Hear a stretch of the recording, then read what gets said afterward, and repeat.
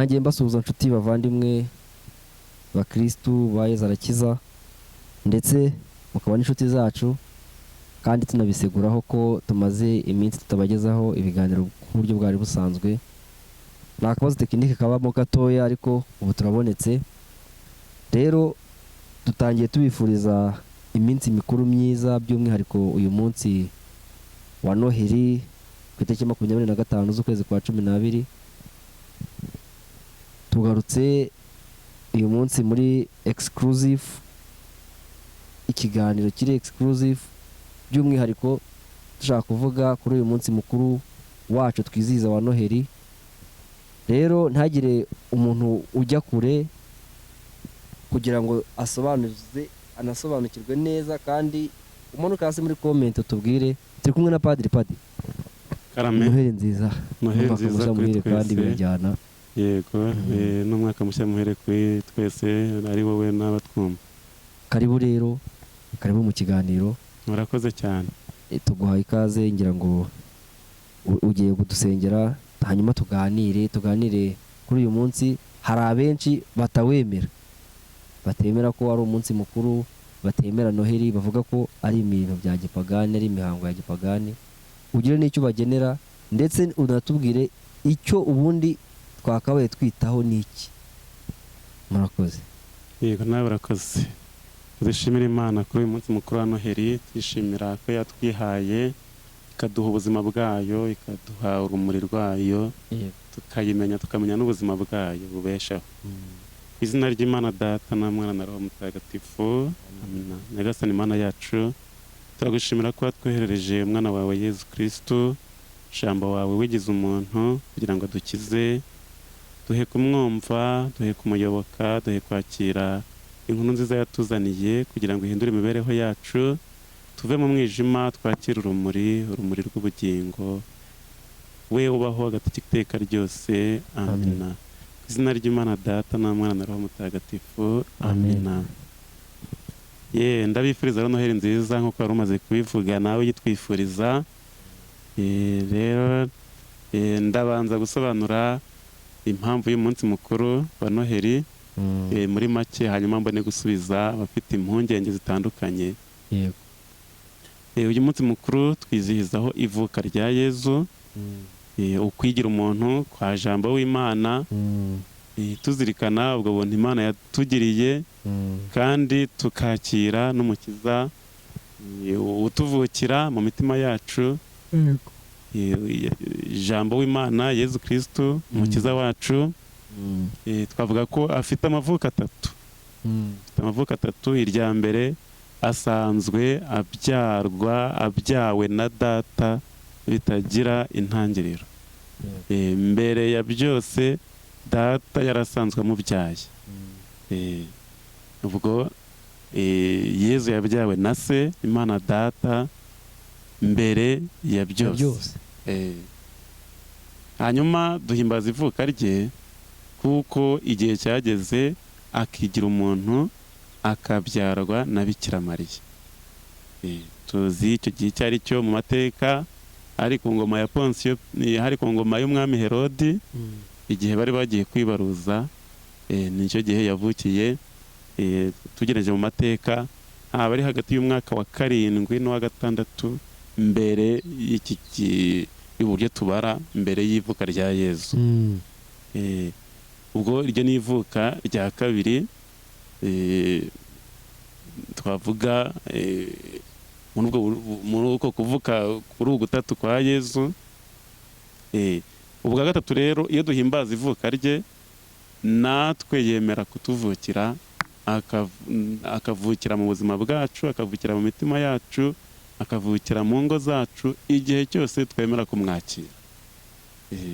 Aracyavuka rero, akavukira abamwemera, bemera kumwumvira, bemera gukora ugushaka kwe. Niyo mpamvu iyo duhimbaza ivuka rya Yezu tuvuga ngo uyu munsi umukiza yatuvukiye. Yego.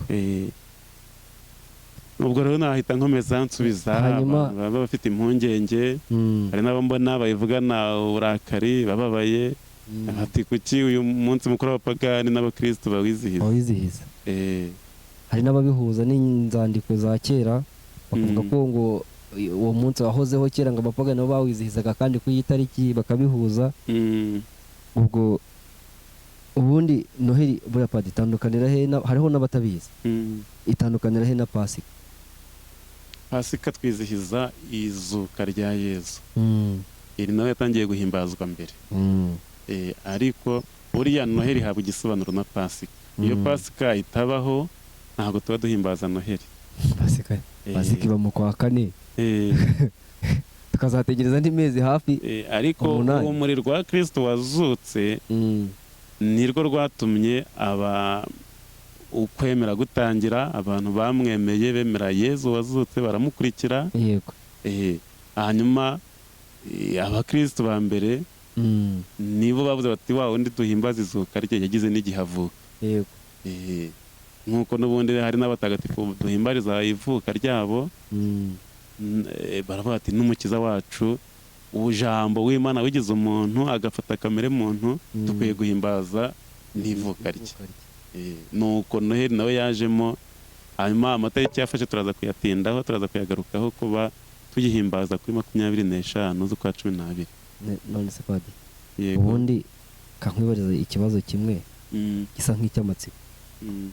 Mu mboni zawe ubona ari iki gituma uno munsi mukuru wa noheli utakizihizwa cyane nka mbere?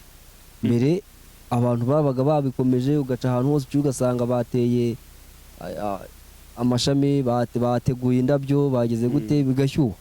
Ariko ubu ngubu ubona ko iraba ugasanga ntibaginaatumirana, ntibakiri kuvuga ati noheli. Yewe n'abana kera bavaga ku mashuri bababwira ati mugiye mu biruhuko bya noheli. Ubu ngubu reka da, buriya biterwa n'iki? Ni Sekibi yazamuye ikajije ingamba, byagenze bite? Njye ntabwo ari uko mbibona neza. Noheli iracyahimbazwa pe, irahimbazwa ndetse igafata n'isura isanzwe ku buryo n'abatemera n'abadahimbaza ivuka rya Yezu n'abatamwemera bizihiza noheli nk'umunsi mukuru, uri umunsi mukuru w'abantu muri rusange, uri social, uri mu buzima busanzwe. Ndumva ku isi hose ariko n'abemera barawuhimbaza pe, barawuhimbaza. Hari n'abonye ari kwigisha avuga ati uyu mwaka nta noheli zizaba mu Rwanda, ati kirazira, ati nayo. Hari akantu kera byabaga ari umwihariko ku buryo uca ahantu ukabibona nyine ko hari icyahindutse. Erega uko wabonaga nk'umwana ntabwo ariko ubu ngubu wakomeza kubona. Ahubwo njyewe ndabona ari ikinyuranye, nko nkurikije uko ubu ngubu ubona mu mijyi, muri butike winjiyemo ugasanga batangiye kwitegura, harabura n'iminsi myinshi, ugasanga message zifurizanya noheli zatangiye mu cyumweru cyashize. Noheli irahimbazwa rwose, abantu irabashitura igahindura ubuzima. Ugasanga ibiciro byiyongereye ku masoko. Nk'ejo isoko hari amasoko arimo uyu munsi, iryo duturanye naryo ryamugera ryaremye ejo, ibiciro byazamutse. Ibintu byose, imyenda, ibiribwa, ibintu byose byazamutse, inyama zabuze, ikiro cyazamutse. Uvuga ngo abantu rwose noheli ntabwo bayoberwa ko yabaye kandi barayitabira rwose. Ahubwo ni uko ubutasohotse ngo urebe. Oya, mba nagerageje kanyuramo nkavuga nti kangende ndeba bimeze bite. Hanyuma wenda ntabwo narebye mu mujyi wa Kigali ngo bimeze bite. Mu mujyi baba batatse pe, mu mujyi wa Kigali batangaga n'isoko ry'abantu bari butake. Mu mujyi barataka rwose, baba batatse. Iryo soko ndumva naranaribonye baritanze mu kwa 11. Ndabyibuka ko aribwo ndumva aribwo baritanze iryo soko ryo kuzataka. Urumva rero noheli irahimbazwa rwose, irahimbazwa. Ndetse umuntu naboneye ikiganiro wavuga ati noheli ntizaba, ati ibyo bintu by'ibinyoma, ati ntabwo bizaba. Yabaye rwose, njye narabibonye navuga ni izaba rwose, nta cyayihagarika, izaba, yabaye rwose. Noheli yabaye kandi izakomeza ibe, kandi irakomeza kuba, nubwo abantu wenda twavuga ngo hari abayihimbaza batazi ibyo ari byo. Ariko urumuri rwa Kristo rwifitemo rukuruzi ku buryo bayikunda batanazi wenda ibyo bahimbaza ibyo ari byo. Kare nka saa 5 hari umusilamu rwose ampamagaye, atari ko kutampamagaye ngo nze umpe noheli bimeze bite. Ndamubwira nti uze kuza nimugoroba, ubu ngubu ntabwo ndi kuboneka neza. Ariko yampamagaye, urumva nawe aba yabizirika bati uyu munsi ni kuri noheli. Ampamagara umukristo nzi ampe noheli. rwose yampamagaye rwose. noheli irahimbazwa rwose, irahimbazwa kandi si mu Rwanda gusa, ku isi yose noheli irahimbazwa pe. uyu munsi mukuru wa noheli buriya se ibihugu byose bigira bifata nk'akongera sikonje iri universelle abantu bose bahuriraho. Wenda ntitwavuga ngo byose tutabigenzuye ngo turebe Kisilamu, wenda urugero nabo bashobora kuyigira ariko rikonje. None se ubu se mu Rwanda ko tutagendera ku matwara ya Kisilamu, iyo habaye iminsi y'abayisilamu ntitugira konje? Hari intama y'igitambo, hari niyo dusoza icyunamo cya Ramadhan, ni iminsi 3 ngira ngo y'abayisilamu tugiraho konje. None se ubwo tuba twagendeye ku matwara ya Kisilamu?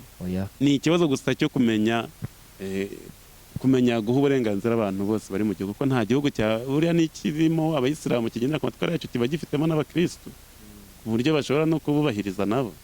Ubwo rero icy'ingenzi ni uko abantu noheli bayizi rwose kandi bazi neza ko tuba twahimbaje ivuka rya Yezu, n'aba bandi bafite impungenge ngo ngo ni ikigirwamana tuba twahimbaje, mu by'ukuri baba bazi neza ko ari ivuka rya Yezu, ariko bakavuga bati kuki byahuye n'umunsi bahimbazaga ikigirwamana. Nayo ngiye kubikubaza, nayo ni kuki byahuye n'ikigirwamana bahimbazaga ngo cy'izuba no mu Misiri ko uwo munsi bawizihizaga, kuki bihura? Turaje turebe impamvu kuba byarahuye rwose, niko Imana yabishatse kandi yabikoze neza.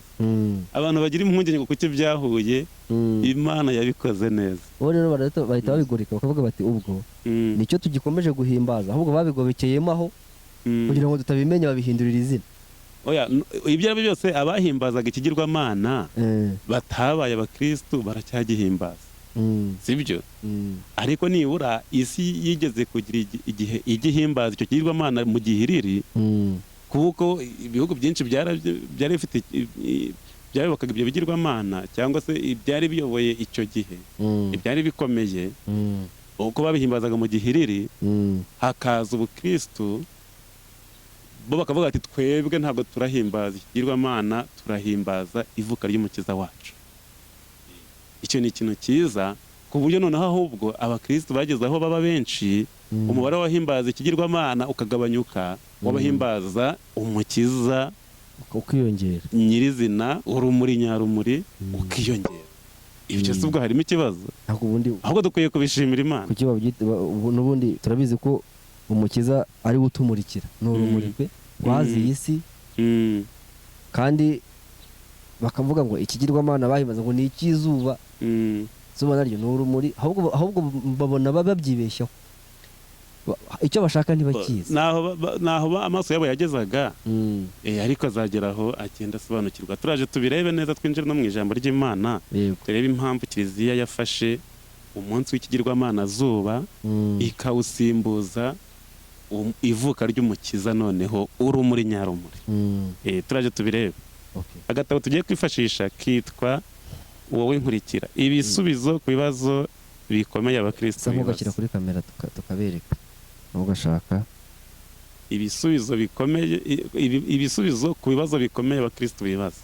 Ubwo se n'abakristo, ahubwo n'abatari abakristo nabo barabyibaza.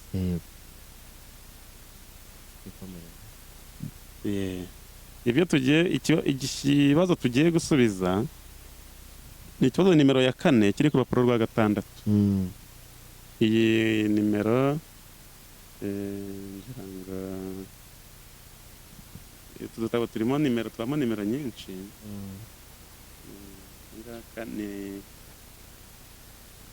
Kuva kuri nimero ya 80 na 81, izo nimero ebyiri. Noheli ni umunsi mukuru w'abapagani cyangwa n'uw'abakristo? Ni ikibazo. Abayehova bavuga ko guhimbaza Noheli ari bibi kuko ari umunsi mukuru w'abapagani. Ubwo se ni ukuri? Nongeraho ko n'abadive nabo ngira ngo niko bavuga, n'abandi benshi noneho no mu madini y'ibyaduka no mu batemera, noneho benshi iki kibazo bagihuriyeho, bavuga ati Noheli ni umunsi mukuru w'abapagani. None ni ukuri? Igisubizo: abakristo ba mbere bahimbazaga umunsi mukuru umwe gusa w'izuka rya Kristo, ari wo Pasika. Cya kibazo bigeze kubaza. Nyuma hagana mu mwaka wa 330, ku itariki ya 25 Ukuboza, abakristu b'i Roma bahimbaje ubwa mbere umunsi mukuru wa Noheli. Hanyuma ku itariki ya 6 Mutarama bahimbaza ukwigaragaza kwa Nyagasani. Mu by'ukuri habagaho iminsi mikuru ibiri y'abapagani, iminsi mikuru ibiri ikomeye y'abapagani. I Roma ku itariki 25 Ukuboza no ku itariki ya 6 Mutarama mu Misiri. Iyo minsi mikuru yombi yakorerwaga kubahiriza izuba. Mu by'ukuri muri ako gace k'isi iminsi yatangiraga kuba miremire muri ayo mezi. Izuba ryararengaga rikamara umwaka. Izuba abapagani bari bararigize imana, ikigirwamana. Hanyuma izuba ryaba ryarashe ryabonetse, ryari maze igihe ritaboneka, bagakora umunsi mukuru, bakarikorera umunsi mukuru. Kuko ryabaga rimaze iminsi umwaka ritaboneka. Barifungiranye, bararunze ibyo bazarya muri iyo minsi yose. Urumva babaga bariho mu bwigunge, mu mwijima, izuba ryaboneka bakarikorera umunsi mukuru. Ku bakristo izuba ry'ukuri ni urumuri rw'isi, ni Yezu. Ntibita ku itariki y'ukuri yavutseho. Bemeje rero guhindura umunsi mukuru w'izuba w'abapagani mo umunsi mukuru w'ukuza kwa Yezu, rumuri rw'isi. Abenshi nyine bavuga ngo Noheli ngo ni ikinyoma, babivuga ngo kuko Yezu atavutse ku itariki 25 z'ukwa 12. Ariko muri liturujia ntabwo umunsi duhimbaje niyo waba atari wo byabereye tuba twawuhimbaje. Izo ngabire zijyana no guhimbaza uwo munsi zitugeraho n'ubundi. Azo ubundi buriya igihe Yezu yavukiye kirazwira itariki irazwi. Si ngombwa ko tuyimenya, ntabwo tuyizi. Ntabwo tuyizi.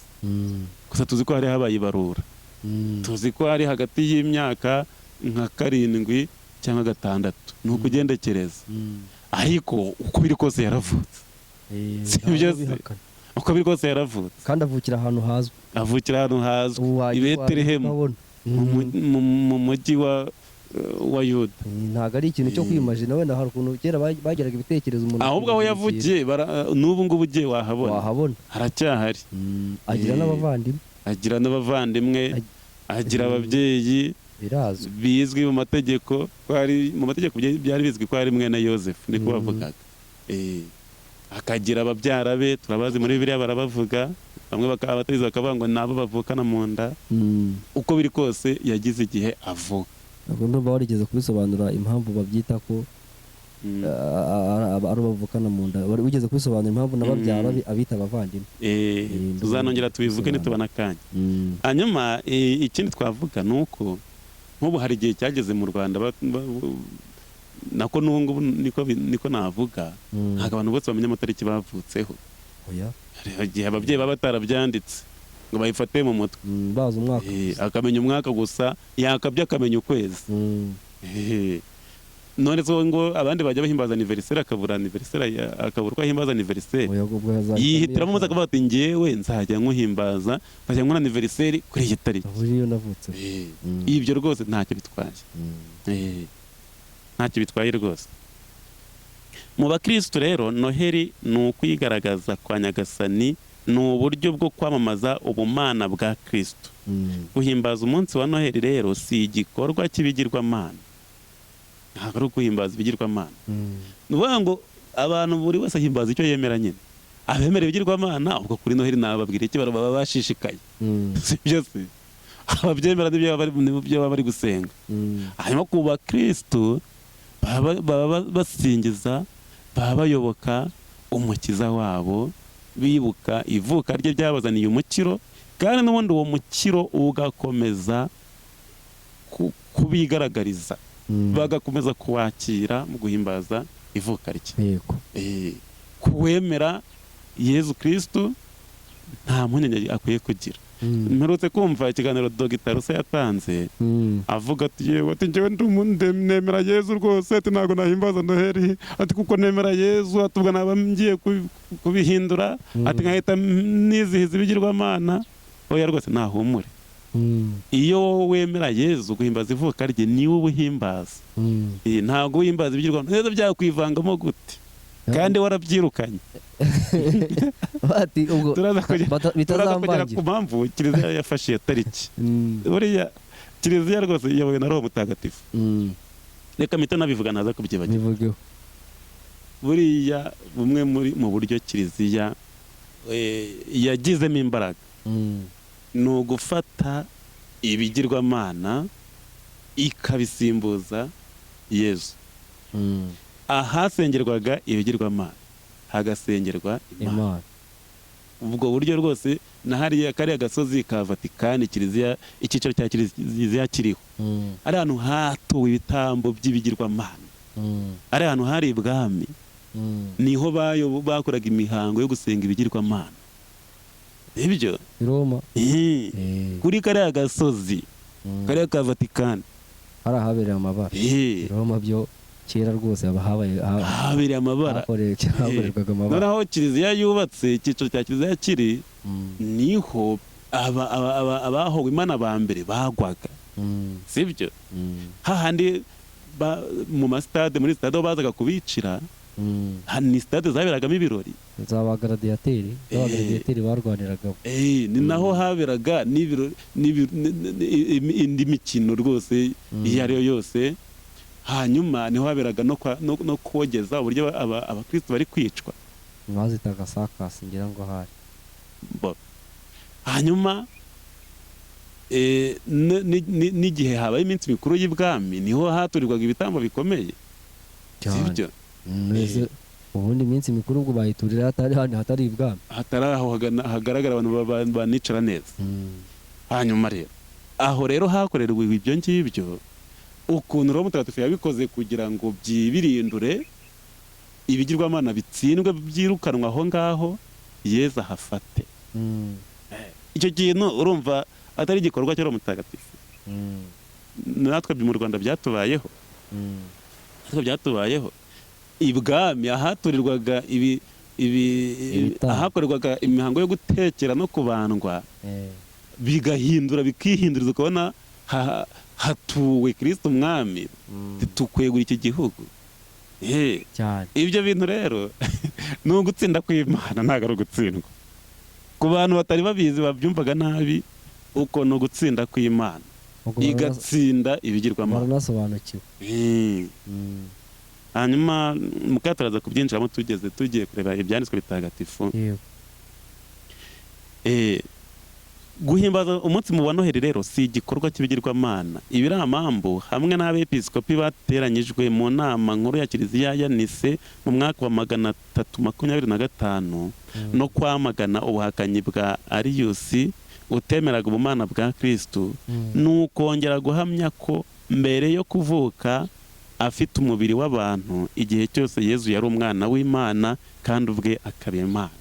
duhimbaza Noheli twizihiza ko ijambo Imana yigize umuntu, yamye afite kamere Mana, yamye ari Imana, ko tubisoma no mu Ivanjiri yo kuri Noheli, Ivanjiri ya Yohana umutwe wa 1 umurongo wa 1 ugakomeza, ko mbere na mbere ijambo yariho, kandi ijambo yabanaga n'Imana, kandi ijambo akaba Imana. iyo duhimbaza Noheli tuba twizihiza iryo vuka rya jambo, wahoze ari Imana n'ubu akaba ari Imana, ariko akaba yarafashe igihe akigira umuntu, akaba n'umuntu, kugira ngo akize abagombaga gukira. ku bakristo rero duhimbaza Noheli tuba twizihiza ko ari we zuba rirashe, ari we rumuri nyarumuri wavuzwe mu byanditswe bitagatifu. nibyo tugiye kureba mu byanditswe bitagatifu. turagerageza gufata ingero 8 gusa. turahera mu isezerano rya kera, iby'abahanuzi bagiye bahanura, bereye ku gitabo cy'umuhanuzi Izayi. reka mpere mbere mu gitabo cy'Ibarura.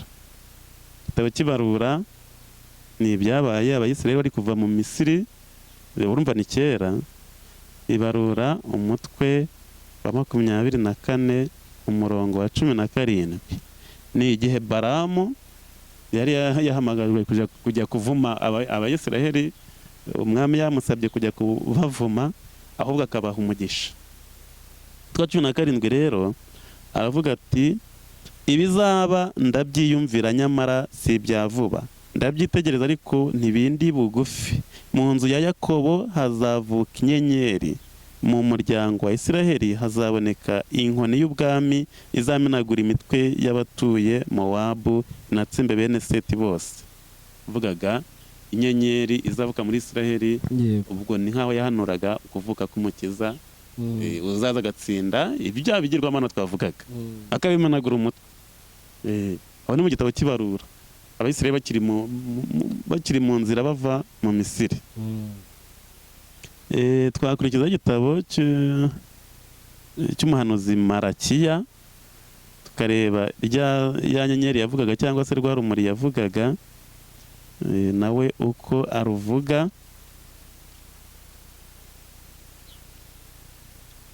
Umuhanuzi Marakiya mu mutwe wa 3 umurongo 20. Naho mwebwe abubaha izina ryanjye, iyo ni Imana ivuga, izuba ry'ubutabera rigiye kubarasiraho, rizabazanire agakiza mu mirasire yaryo. Muzasohoka maze mwikinagure nk'inyana zivuye mu kiraro. Izuba ry'ubutabera rigiye kubarasiraho. Iryo zuba ryabaga rivugwa ni umukiza, ni Mesiya uzaza akazana amahoro, akazana ubutabera. Igitabo cy'umuhanuzi Izayi umutwe wa 60 umurongo wa 1 kugeza ku wa 2 hagira ati, haguruka ubengerane Yeruzalemu, kuko urumuri rwawe ari nguru, kandi ikuzo ry'Uhoraho rikaba rikurasiyeho. Nyamara dore umwijima utwikiriye isi, n'icuraburindi ribundikiye amahanga, ariko wowe Uhoraho azakurasiraho, n'ikuzo rye rikubengeraneho. Baravuga izuba rirasa, urumuri rw'Uhoraho, nirwo zuba, nirwo rumuri nyarumuri rugiye kurasira Yeruzalemu.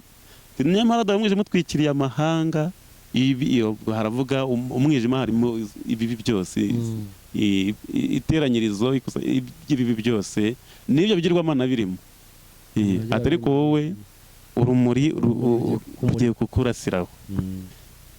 Dukurikizeho Ivanjiri ya Luka, tugere mu isezerano rishya. Noneho turebe Ivanjiri ya Luka umutwe wa 1 umurongo wa 78 n'uwa 79. Turebe uwahanuwe noneho yaje, noneho yiziye. Sibyo, va ku giti dore umuntu. Umurongo wa 78 kugeza kwa 79. Ni Zakariya asingiza Imana igihe Yohana integuza ya Yezu yari amaze kuvuka. Zakariya wari ikiragi, ururimi rukagobodoka, ariko dufashemo imirongo 2 gusa. Yego. Koko Imana yacu igira impuhwe zihebuje, ari nazo zatumye zuba rirashe amanuka mu ijuru, aje kudusura, akabonekera abari batuye mu mwijima no mu gicuku cy'urupfu, kugira ngo atuyobore mu nzira y'amahoro. Zuba rirashe. Iri jambo ngo zuba rirashe wavuzwe na Zakariya, yavugaga Yezu, umuhungu yaraje guteguriza Yohani Batista. Icyo cyatumye zuba rirashe amanuka mu ijuru, aje kudusura. Icyo gihe Yezu yari akiri mu nda ya Mariya ataranavuka, ariko Mariya yari yaraje gufasha Elizabeti, wari ukuriwe kumurushaho ko Elizabeti yasamye mbere ya Bikira Mariya. Bikira Mariya yabwiwe ko agiye gusama inda ya Yezu, Elizabeti amaze amezi 6. Hanyuma Mariya ahita ahaguruka ajya gusura Elizabeti, bamarana iyo minsi yose kugeza igihe abyariye, yatashye nyuma ho gato. Igisingizo cya Zakariya kivuga ngo Imana yacu igira impuhwe zihebuje, nicyo cyatumye zuba rirashe amanuka mu ijuru aje kudusura. Niho Kiliziya n'abakristo ba mbere bakura ko Yezu ari we zuba rirashe. Niwe ba bandi basengaga ibigirwamana zuba ntago bari bakamumenye, noneho bamumenye ko ari we zuba rirashe, bagomba kumuvaho, bagomba kuva ku bigirwamana bakamujyaho. Bakava ku giti dore umuntu, va ku giti dore umuntu. Abahimbazaga rero ikigirwamana zuba bagomba kurekeraho bagahimbaza zuba rirashe, ari we Yezu Kristo umwana w'Imana. Ndumva ahangaha ni buri murongo hari icyo guha urumuri n'abariya bose baba bafite ubwoba n'impungenge ariko biterwa no kutabisobanukirwa nyine. Yego Padiri, ubwo turimo tugana ku musozo, ngira ngo ubwo ugiye kutubwira impamvu noneho zateye Kiliziya kugira ngo ari nawo ari uhitemo cyane izo arimo utubwira nizo ndimo mvuga. Ubu ngeze maze kugera ku ijambo ry'Imana rya 4 mu ngero 8 nari ngiye kubaha nshigaje ingero enye zindi. Hanyuma ubwo ndi kuvuga impamvu abakristo bahisemo guhimbaza ivuka rya Yezu ku munsi abandi bahimbazaga ikigirwamana zuba. Katubisoze ni ukugira ngo ngira ngo imirongo uri kubasomera iri muri Bibiliya, buri wese afite Bibiliya ye mu rugo yarambura akabyisomera rwose. Twavuze koko birimo. Urugero rwa 5 ni Ivanjiri ya Matayo umutwe wa 2 umurongo wa 1 kugeza kwa 2 n'uwa 9 kugeza kwa 11. Ahangaha ni igihe abanyabwenge baje kuramya Yezu wavutse bayobowe n'inyenyeri. Yezu amaze kuvukira i Betelehemu ya Yudeya ku ngoma y'umwami Herodi, abanyabwenge baturutse iburasirazuba baza Yerusalemu babaza bati umwami w'Abayahudi uherutse kuvuka arihe? Twabonye inyenyeri ye mu burasirazuba none tuje kumuramya. Inuwa ngo abazi ubumenyi bw'ikirere, ubumenyi bw'inyenyeri barabahanga, babonye ko hari inyenyeri idasanzwe iri mu isanzure, bati iriya hari ikivuga, agomba kuba havutse umukiza. Baza bayikurikiye baje kureba umukiza wavutse, baje no kumuramya bazanye n'amaturo. Habe no kuvuga ngo kwari uguperereza gusa ngo bamenye ko hari uwavutse, baje kumuramya bazanye n'amaturo. Bati twabibonye ubwo bari bazi iby'ubumenyi by'ikirere. Ariko mu yandi magambo ni nkaho umukiza wavutse we yarabigaragarije, abagaragaza muri ubwo buryo, abigaragariza nk'inyenyeri ya yindi twabonye Baramu avuga, yindi twabonye Malaki avuga, yindi twabonye noneho iragaragaye noneho mu kirere. Kandi bageze i Yerusalemu kwa Herodi barayibura, yongera kubigaragariza basohotse kwa Herodi. Aho batamwemera ntago bayibona. Hanyuma n'umurongo wa 9 kugeza ku wa 10, bamaze kumva amagambo y'umwami baragenda, nuko ya nyenyeri bari babonye mu burasirazuba ibajya imbere irinda igera hejuru y'aho umwana yarari irahagarara. Ngo babone inyenyeri barishima cyane, binje mu nzu babona umwana na nyina. Urundi rugero nurwo mu Ivanjiri ya Yohani umutwe wa 1 umurongo wa 7 kugeza ku wa 9. Abafite Bibiliya rwose bayisomera. Reka mbere kwa 6 habayeho rero ku murongo wa 6 umutwe wa 1 umurongo wa 6 habayeho rero umuntu woherejwe n'Imana izina rye rikaba Yohani, yazanywe no kuba umugabo wo guhamya iby'urwo rumuri kugira ngo bose bamukeshe kwemera. Si we wari urumuri, ahubwo yari umugabo uhamya iby'urwo rumuri. Jambo niwe wari urumuri nyakuri rumurikira umuntu wese uza kuri iyi si. Urumva iyi ngingo? Jambo wahozeho niwe wari urumuri. Twari twabanje kureba ko yahozeho, nako nibyo biri ku murongo wa 1 bakomeza. Ko ari ibintu byose bikesha kubaho, ngo yarasanzwe yifitemo ubugingo kandi ubwo bugingo bukaba urumuri rw'abantu. Nuko urumuri rumurika mu mwijima. Ubwo nasubiye hejuru mu mirongo ya 2 n'uwa 3 n'uwa 4 n'uwa 5. Nuko urumuri rumurika mu mwijima ariko umwijima wanga kurwakira. Hanyuma ngakomeza abandi ngo habayeho umuntu woherejwe n'Imana aje kuba umugabo wo guhamya iby'urwo rumuri. Urumuri nyakuri ngo yari Jambo, nirwo rumuri, niwe wari urumuri rumurikira umuntu wese uza kuri iyi si. Babona abandi basengaga ibigirwamana n'ibyo by'izuba, nuko babyibeshagaho. Tubona twize kubikora ikiganiro ari mu gitabo cy'ubuhanga no mu ibaruwa ya Paul Mutagatifu y'Abanyaroma, avuga ati abo bantu kuki babonye urumuri rw'izuba ntibarebe uwaruremye. Naha rero Jambo ni urumuri rumurikira abantu bose, umuntu wese uza kuri iyi si, ku buryo urumuri ubwo rwiyiziye noneho rukigaragariza abantu, tugomba kurwemera tukaruyoboka. Tukava muri ibyo byo kuvuga ngo ni ririya zuba, ahubwo tukareba noneho wa wundi wariremye niwe rumuri nyarumuri. Urugero rwa 7 ni Ivanjiri ya Yohani umutwe wa 3 umurongo wa 17 kugeza ku wa 19. mu kiganiro Yezu yagiranye na Nikodemu yaravuga ati cyakora Imana ntiyohereje umwana wayo ku isi ngo ayicire urubanza, ahubwo yagira ngo akize isi. Umwemera wese ntacirwa urubanza, ariko utemera aba yaciriwe urubanza kuko atemera izina ry'umwana w'ikinege w'Imana. Dore urwo rubanza urwo ari rwo ni uko urumuri rwaje mu isi, abantu bakikundira umwijima kuruta urumuri kuko ibikorwa byabo byari bibi. Urumuri rwaje mu isi, abantu bikundira umwijima. Twavuga ko n'abagabo barwanya kwizihiza Noheli, urumuri nyarumuri rwatwigaragarije, barakikundira umwijima batabizi, baracyarwanya urumuri batabizi. Twabibonye mu Ivanjiri ya Yohani, kandi iyo wirukanye urumuri uba wakira umwijima, kandi iyo mu mwijima ntubona. Niyo mpamvu batabona neza wa mugani. Twabonye aho twahereye, twabonye ngo cyane cyane mu gitabo cy'umuhanuzi Izayi ngo dore umwijima ubundikiye amahanga, icuraburindi ritwikira amahanga, ariko urumuri ruzakurasiraho. None tubonye ngo urumuri rwaje mu isi, abantu bikundira umwijima. Twemere urumuri nyarumuri rwaratwigaragarije, ntabwo bikiri izuba ririya abantu basengaga bataramenya Imana. Urumuri twabonye, urumuri Yezu Kristo umwana w'Imana umukiza, niwe tugomba guhimbaza. Ibyo bindi bigata agaciro, byataye agaciro.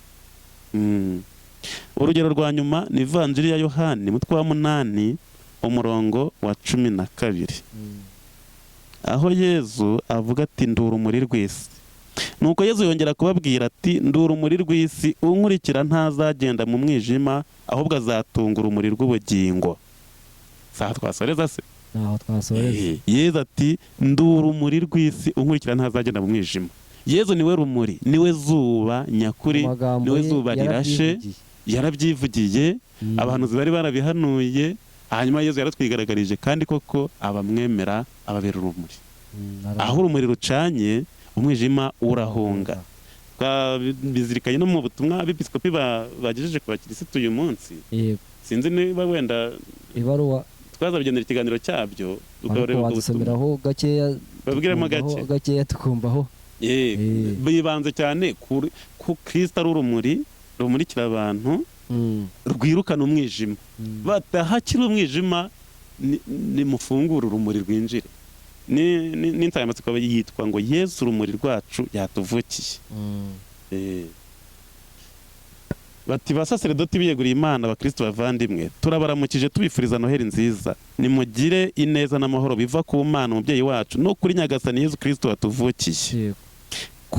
Kuri Noheli duhimbaza iyobera rikomeye ryo kwigira umuntu kwa Jambo, uwo byose bikesha kubaho. Ko tubibona mu Ivanjiri ya Yohani umutwe wa 1 umurongo wa 3. Yigize umuntu maze abana natwe, yaje ari urumuri nk'uko Yohani intumwa abivuga agira ati yari asanzwe yifitemo ubugingo, kandi ubwo bugingo bukaba urumuri rw'abantu. Nuko urumuri rumurika mu mwijima, ariko umwijima wanga kurwakira. Ivanjiri ya Yohani umutwe wa 1 umurongo wa 4. Yezu Kristo duhimbariza ivuka, niwe rumuri nyarumuri rumurikira buri wese uza kuri iyi si. Twari twayivuze. Ivanjiri ya Yohani umutwe wa 1 umurongo wa 9. Niyo mpamvu duhimbaza ivuka rye nk'urumuri nyarumuri. Yanabyivugiye, ari wowe wabyivugiye ati ndi urumuri rw'isi. Hanyuma so guhakana, urahakana icyo umuntu yivugiye. None se nuwanga abahakana ntabwo bemera Yezu, niko navuga. Nicyo kibazo, ni ikibazo cy'ukwemera, ku buryo wenda batanga ibitekerezo cyangwa se bakaba bashyigikiye kwa gusenga ikigirwamana zuba, bakaba bababajwe n'uko Yezu yabafatiye itariki. Keretse ari uko ese hari ikibazo byababaza. None se ubwo ngubwo umuntu wahinga ibishyimbo n'undi yahinga ibishyimbo, kuvuga ngo kuki yahinze ibishyimbo bimeze neza, none ko yabaje kugukonkiransa, yabaje kubatwarira ibyabo, bose yabaje kunyaga, bagomba kweza. Yezu yaje kunyaga iby'ikigirwamana zuba, yarabinyaze. Abari bagikomeyeho rero ntago bakwishima, avuga uyu muntu yaje kutunyaga. Bihangane rero ahubwo bayoboke, bave ku giti dore umuntu. Bagakomeza nimero ya 2 bavuga ati muri Jambo Imana yasuye abantu bayo bari mu mwijima w'urupfu ije kubakiza. Umusaza Zakariya yabihanuye muri aya magambo agira ati koko Imana yacigira impuhwe zihebuje, ari nazo zatumye zuba rirasha amanuka mu ijoro aje kudusura, akabonekera bari batuye mu mwijima no mu gicuku cy'urupfu, kugira ngo atuyobore mu nzira y'amahoro. Kandi twanabisoma. Niwe kandi wari waravuzwe n'umuhanuzi Izayi agira ati umwana yatuvukiye twahawe umuhungu. Izayi umutwe wa 9 umurongo wa 5. ni Yezu wavukiye i Betelehemu mu kiraro cy'amatungo kuko abantu bari banze kumwakira. Ni nimero 3, jambo wavukiye abantu bose, natwe muri kiliziya yacu hano mu Rwanda yatuvukiye. Asanze tumeze dute? Adusanganye inyota yo kumenya Imana, ariko adusanganye n'ibibazo bikomeye bibangamiye ukwemera. Adusanze mu mwijima w'ijoro ryacu mu byaha by'isi. Aje asanga kiliziya nyinshi za paruwasi na santrale na sikirisare zifunze. Adusanze turwana n'iterambere ry'isi rishaka gusimbura Imana. Asanze hariho kutubaha umunsi w'Imana ku batari bake. Asanze hariho abadaha agaciro isengesho n'ibimenyetso Imana inyuza mu mukiro wayo. Asanze ku isi hariho guharanira uburenganzira butagira rutangira buha agaciro ubuyobe n'ikizira. Asanze hariho abasuzugurwa kuko bemera Imana. Asanze hariho abatubaha umubyeyi Bikira Mariya n'impanuro duha, nyamara ari we Imana yanyuzeho ngo isi ibone umukiza. Umuntu uri mu mwijima akenera urumuri kugira ngo ashobore kubona aho ari n'aho agana. Mu mwijima umuntu yikanga byose, yikanga n'uwo bahuye kandi ari umuvandimwe. Nk'uko ijisho rikenera urumuri kugira ngo ribashe kubona, ni nako ubwenge bwa muntu bukenera urumuri rw'Imana kugira ngo bumenye aho buri n'aho bugana. Iyo umuntu ari kure y'ukwemera, iyo ashakira Imana aho itari, aba ari mu mwijima. Iyo ushaka kumenya Imana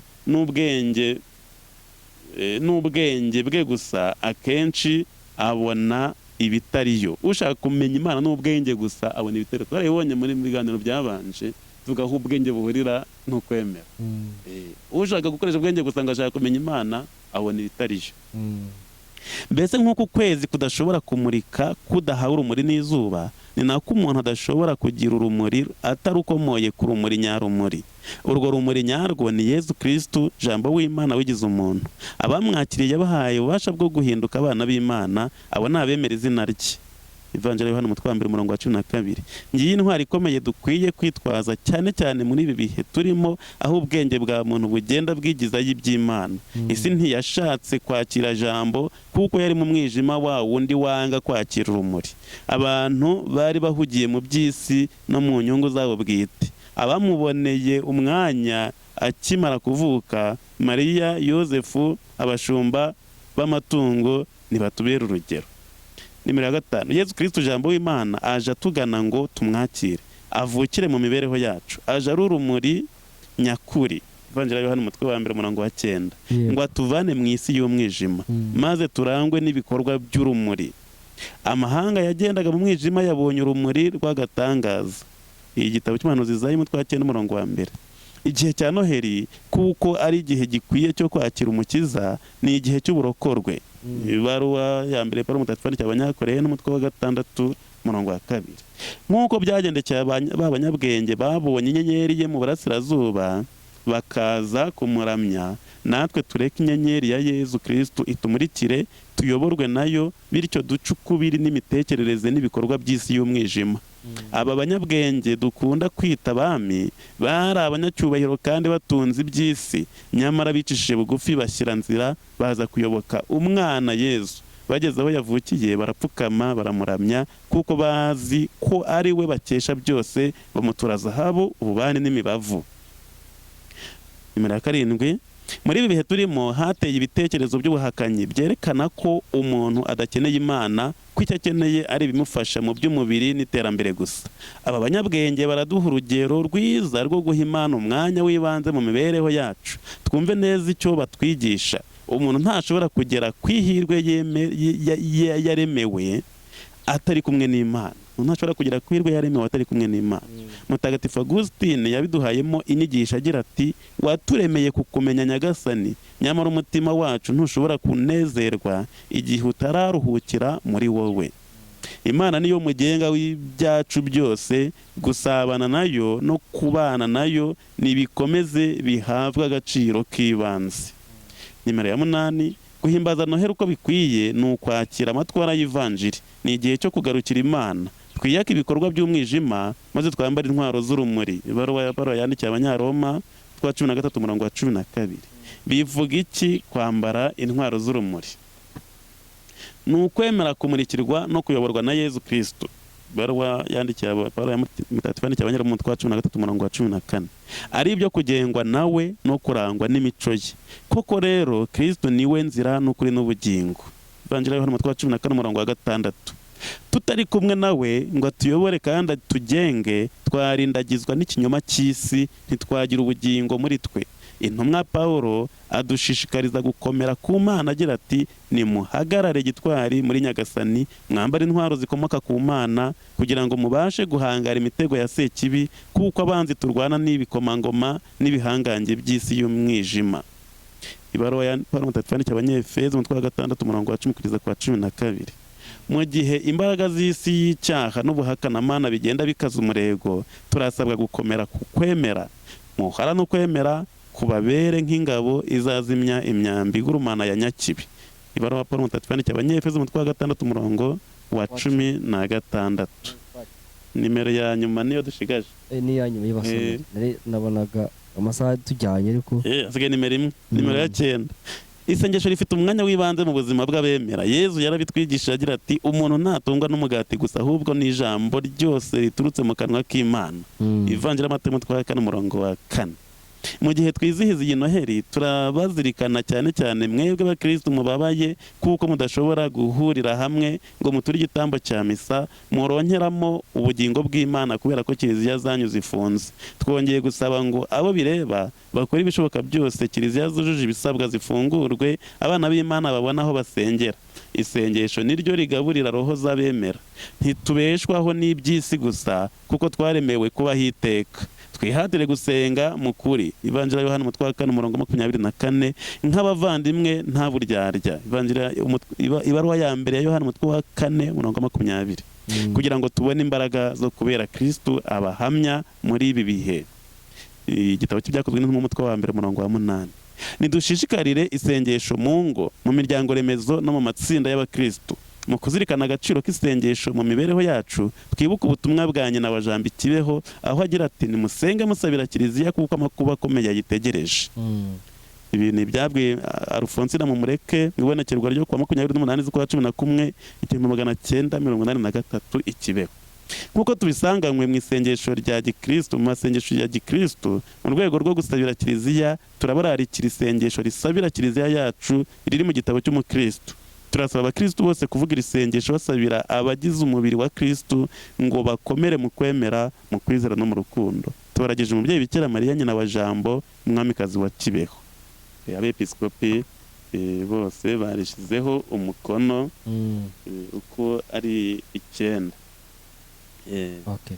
Yego, murumva rero ubutumwa batanze ni ubutwibutsa ko Jambo ari urumuri, kandi urumuri rugomba kwirukana umwijima. Akaba ari nacyo Noheli bivuga, ivuka ry'Umukiza, umuremyi w'abantu bose, ni ukwakira, ni ukumwakira akadutsindira umwijima, umwijima w'ikibi, umwijima w'icyaha, umwijima w'akarengane, umwijima w'ingeso mbi, umwijima w'irari ry'iby'isi, nuko akaduha amahoro ye, akaduha umukiro. Noheli nziza rero nanone Jambo watuvukiye ababera urumuri. Murakoze, natwe ahubwo banadutumire baduhe Noheli, natwe turabatumiye. Murakoze. Yego.